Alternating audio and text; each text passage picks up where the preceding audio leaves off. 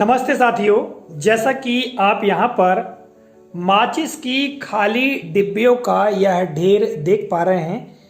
साथियों, हमने इनका संग्रह काफ़ी दिनों से किया है और इन खाली माचिस की डिब्बियों के माध्यम से हम टीचिंग लर्निंग मटेरियल तैयार करते हैं। और आज की इस वीडियो में इन्हीं डिब्बियों से हमने कुछ महत्वपूर्ण TLM अर्थात टीचिंग लर्निंग मटेरियल तैयार किया है। इसके बारे में आपको हम बताने का प्रयास करेंगे और किस तरह से इस प्रकार की जो खाली डिबियाँ हैं इनके माध्यम से हम कई तरह की जो अवधारणाएं हैं वो बच्चों को स्पष्ट कर सकते हैं, उसके बारे में आपको बताने का हम प्रयास करेंगे। तो चलिए प्रारंभ करते हैं कि जैसे खाली माचिस की डिबियाँ हैं, इन डिबियों पर सबसे पहले सफ़ेद कागज़ से इसको हम कवर कर देते हैं। जैसा कि आपको मैं बताना चाह रहा हूँ उदाहरण के माध्यम से। ये देख पा रहे हैं आप, ये माचिस की डिबियाँ हैं और इन्हीं माचिस की डिबियों को हमने आप देख पा रहे हैं ये सफ़ेद कागज़ से इनको कवर कर दिया है, ठीक है। और कवर करने के पश्चात हम विद्यार्थियों को वर्णमाला के अंतर्गत 12 कड़ी कैसे पढ़ा सकते हैं, शब्दों का निर्माण कैसे कर सकते हैं, उसके बारे में हम बताते हैं। तो देखिएगा, हमने जो तैयार किया है उसके बारे में आपको बताना चाहता हूँ। तो साथियों, जैसा कि आप यहाँ पर देख पा रहे हैं, कुछ उदाहरण आपके सामने हम प्रस्तुत कर रहे हैं। यहाँ पर आप देख पा रहे हैं ये खाली माचिस की डिबिया जिसके ऊपर सफ़ेद पेपर कवर कर दिया गया है अर्थात गोंद से पेस्ट कर दिया गया है। इसके ऊपर फिर हमने स्केच पेन या अन्य कलर की सहायता से जो वर्णमाला के वर्ण हैं उनको लिखा है। अब इनके माध्यम से सबसे पहली बात तो यह है कि हम बच्चों को वर्णमाला का ज्ञान बड़े आसानी से और खेल खेल में करवा सकते हैं। हम बच्चों को ये दिखाएंगे, ठीक है। तो इस तरह बच्चे पढ़ सकते हैं कि ये कौन सा वर्ण है, ठीक है। ये तो बहुत सरल विधि है, कहीं कोई दिक्कत नहीं है। आप यहाँ पर देख पा रहे हैं, जैसे ये आप देख पा रहे हैं यहाँ पर एक का की 2 डिबिया हमने बना कर रखी है और इन्हीं के पीछे आप देखेंगे तो आपको ख देखने को मिलेगा, ठीक है। इसी तरह से यहाँ पर आप देखिएगा ये गा, ये देखिएगा ये गा 2 हमने बना के रखा है और इस तरफ घा। इसी तरह से आप यहाँ पर देखेंगे ये चा और पीछे तरफ छा, और यहाँ पर देखिएगा इसी तरह से ये जा और पीछे झा। और इसी तरह के और भी हम डिबिया तैयार करेंगे जिसके माध्यम से विद्यार्थियों को बड़े आसानी के साथ में वर्णमाला के साथ साथ शब्दों का निर्माण और 12 कड़ी के बारे में हम बता सकते हैं। तो यहाँ पर आप देख पा रहे हैं 4 जो डिबिया हैं, इन माचिस डिबियों में हमने यहाँ मात्राएं लिख कर रखा है। आप देख पा रहे हैं ये मात्राएं, ठीक है। आप देख पा रहे हैं ये पीछे ये। तो इनके माध्यम से हम किस तरह से विद्यार्थियों को खेल खेल में 12 कड़ी का ज्ञान करवाएंगे इसके बारे में बताते हैं। तो सबसे पहले हम लेते हैं क। हमने क लिया और यहाँ पर देखिएगा ये जैसे कि हम माचिस को अंदर बंद करते हैं उसी तरह से हमको ये प्रक्रिया करनी है। ये हो गया क, आप देख पा रहे हैं। अब हमको क में आ की मात्रा पढ़ाना है, तो उसके लिए हम क्या करेंगे, इसको ओपन करेंगे। तो यहाँ पर देखिएगा विद्यार्थियों को हम इस प्रकार ओपन करके बताएंगे तो यहाँ पर विद्यार्थी पढ़ लेगा कि क में आ की मात्रा का लग गई, ठीक है। तो ये क में आ की मात्रा का होगी। इसी तरह से अगर हम डिबिया को इस तरफ खोलें तो यहाँ पर का में छोटी ई की मात्रा लग गई। देखिए का में छोटी ई की मात्रा, ठीक है।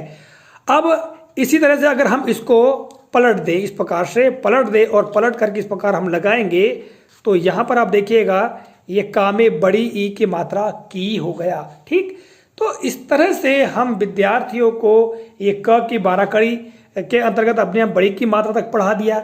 इसके बाद जैसा कि अभी हमने चर्चा की थी, अब का में छोटों की मात्रा को पढ़ाना है तो ये हमको जो खड़ी डिबिया इसको लेना पड़ेगा और इसको यहाँ पर लेकर के हम इस प्रकार से बच्चों को समझा सकते हैं, पढ़ा सकते हैं खेल खेल में।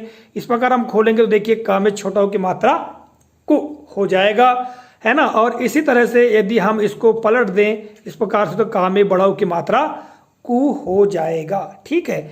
अब ये का में बड़ाऊ की मात्रा कु हो गया। इसके पश्चात हम का में री की मात्रा लगा करके क्री बनाएंगे। तो यहाँ देखिएगा ये का में री की मात्रा क्री, इस प्रकार पढ़ा सकते हैं। इसके पश्चात क में ए की मात्रा, तो हम यदि ऊपर बढ़ा दें तो ये देखिएगा क में ए की मात्रा के। इसको हम पलट दें इस प्रकार से तो यहाँ पर हो जाएगा क में आई की मात्रा कई, ठीक है। इस तरह से क में आई की मात्रा कई हम पढ़ा देंगे। इसके पश्चात बारी आती है क में ओ की मात्रा को की, तो क में ओ की मात्रा को के लिए हमको पुनः ये डिब्बिया लेना पड़ेगा जिसमें आड़े में क लिखा हुआ है। तो इस प्रकार हम इसको यहाँ भरेंगे और क में ओ की मात्रा को पढ़ाएंगे। इसी तरह से इसको अगर हम पलट दें तो क में औ की मात्रा कौ। ठीक, इसके पश्चात बारी आती है का में अम की बिंदी कम की। तो हमको इसके लेना होगा ये खड़ी डिबिया में जो क लिखा हुआ है, तो का में अम की बिंदी कम। और यदि हमको पढ़ाना है क में आहा की बिंदी कहा, तो इसके लिए हमको यहाँ पर लेना होगा ये आड़े में जो लिखा हुआ है क, और यहाँ पर देखिएगा ये बिंदी लगा देंगे साइड में, तो क में आहा की बिंदी कहा हो जाएगा। इस तरह से हम क की 12 खड़ी इन माचिस की डिबियों के माध्यम से पूरी कर सकते हैं और बच्चों को खेल खेल के माध्यम से पढ़ाया जा सकता है। देखिए, वैसे तो चार्ट के माध्यम से बड़े आसान तरीके से हम बच्चों को पढ़ा सकते हैं, किंतु ये टीएलएम की आवश्यकता क्यों? बच्चों को खेल खेल में गतिविधियों के माध्यम से यदि शिक्षार्जन किया जाता है तो बच्चे बहुत जल्दी और खुश होकर के बड़े सहज तरीके से वो सीख जाते हैं, इसलिए इन टीएलएम का प्रयोग किया जाता है। इसी तरह से आप अब देखेंगे ये खा पीछे साइड में है, ठीक है। और यहाँ पर अगर हम अब बच्चों को पढ़ाना जाता है ख की 12 कड़ी, तो ख में आ की मात्रा खा, ठीक है। इधर करेंगे तो खा में छोटी की मात्रा खी, ठीक। इसको पलटा अगर हम देंगे, इधर पलट देंगे तो खा में बड़ी की मात्रा की। इस तरह से ये ख की 12 कड़ी पूरी कर सकते हैं, ठीक है। जो मात्रा है तो आप देखेंगे यहाँ पर हमने जो जिन डिबियों का प्रयोग किया है, तो केवल ये 4 डिबिया हैं जिनमें पूरी मात्रा हमने अंकित कर ली है, ठीक है। और इन 4 डिबियों के में हमने जब मात्राएं अंकित कर ली हैं और हमको आवश्यकता होगी जैसे ये वर्णों की क और ख, तो यहाँ पर आप देख रहे हैं हिंदी वर्णमाला में हमारे पास कुल 52 वर्ण हैं, जिसमें इंग और य की 12 कड़ी नहीं बनती है, तो इनको 2 को निकाले तो 50, 3 को मिला के हमको 25 डिबियों की आवश्यकता होगी। और 25 डिबियों में यदि हम ये पूरे वर्ण लिख देते हैं इस प्रकार बना करके, तो बड़े आसान तरीके से हम विद्यार्थियों को खेल खेल में ये जो 12 कड़ी है पढ़ा सकते हैं। तो ये जो माचिस की डिबिया हैं खाली वाली, साथियों इनको हमने पूरे एक सत्र से अपने घर पे जमा किया है, को हमने फेंका नहीं है, क्योंकि हमको पता था कि हम इनसे बच्चों के लिए एक अच्छा टीएलएम तैयार कर सकते हैं। और देखिएगा इनके माध्यम से हम कई रचनात्मक जो गतिविधियां हैं, खेल हैं, वो करवा सकते हैं। हम इनसे ट्रेन बनवा सकते हैं, घर बनवा सकते हैं, ठीक है। तो इनमें बच्चों में सृजनात्मकता का विकास होगा।